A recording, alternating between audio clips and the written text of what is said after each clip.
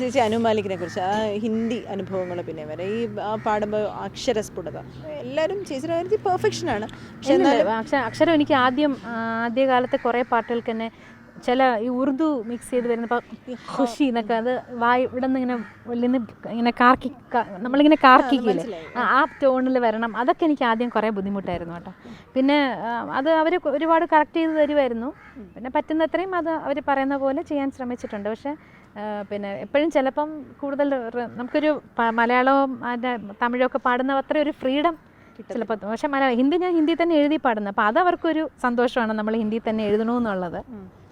ഹിന്ദി ശരിക്കും ആ ലാംഗ്വേജ് ഇഷ്ടമാണ്. ശരിക്കും തമിഴിൻ്റെ അത്രയും ലിറിക്കലെല്ലാം തോന്നിയിട്ടുണ്ട്. അല്ലല്ല, നല്ല പൊയറ്റിക് ലാംഗ്വേജ്, നല്ല പൊയറ്റിക്കാണ്. ഉറുദു ശരിക്കും പൊയറ്റിക്. ഉറുദു പഠിക്കാത്തത് വലിയൊരു കുഴപ്പമാണ്, അതൊരു ഡ്രോബാക്കാണ് ശരിക്കും. അത് ഇപ്പം എൻ്റെ അടുത്ത് എല്ലാവരും ഇപ്പോൾ ഹിന്ദിയിലുള്ള പ്ലേ ബാക്ക് സിംഗേഴ്സ്, ഇപ്പോൾ ഹരിഹരൻ സാറൊക്കെ ഒരുപാട് പ്രാവശ്യം എന്നോട് പറഞ്ഞിട്ടുണ്ട് ഒരു ടീച്ചറിനെങ്കിലും വെച്ച് കുറച്ച് ഉറുദു പഠിക്കണം.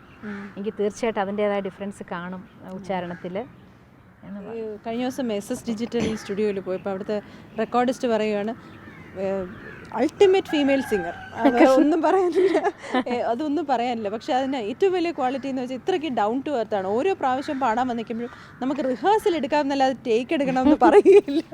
ആദ്യത്തെ പാടിയ പോലെ തന്നെ ഇപ്പോഴും ടെൻഷനാണെന്ന്.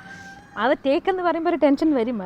അതൊക്കെ നമ്മുടെ ബ്ലഡിലുള്ളതാണ്. അതൊന്നും പെട്ടെന്ന് എത്ര നമ്മളിപ്പോൾ ലതാജി ആണെങ്കിലും ഇപ്പോൾ ടേക്ക് എന്ന് പറഞ്ഞാൽ അവരുടെ ഉള്ളിൽ ഒരു ടെൻഷൻ. ഇപ്പോൾ ബാലു സാറ് പറയണ കേട്ടിട്ടുണ്ട് ഞാൻ. അവർ പറഞ്ഞതെന്ന് വെച്ചാൽ ഇപ്പോഴത്തെ ചില പെമ്പിള്ളേർ വന്നിട്ട് നമുക്ക് റിഹേഴ്സൽ വേണ്ട, ടേക്ക് എടുക്കാം, അങ്ങനെ ആ ഒരു കമ്പാരിസൺ ആണ് പറഞ്ഞത്. അല്ല, പിന്നെ വേറൊന്നുണ്ട്. എങ്ങനെയാണെന്ന് വെച്ചാൽ നമ്മളൊരു ലെവൽ എത്തിക്കഴിഞ്ഞാൽ പിന്നെ നമ്മുടെ കുറ്റം കണ്ടുപിടിക്കാനായിരിക്കും ആൾക്കാർക്ക് ടെൻഡൻസി കൂടുതലല്ലേ. ഇപ്പോൾ പോയി എന്ന് പറയാനായിരിക്കും കൂടുതൽ താല്പര്യം എല്ലാവർക്കും. അപ്പോൾ കഴിവതും അത് വരുത്താണ്ടിരിക്കാനുള്ള ശ്രമം നമ്മുടെ ഭാഗത്തുനിന്ന് വേണമല്ലോ. അങ്ങനെയുണ്ടോ?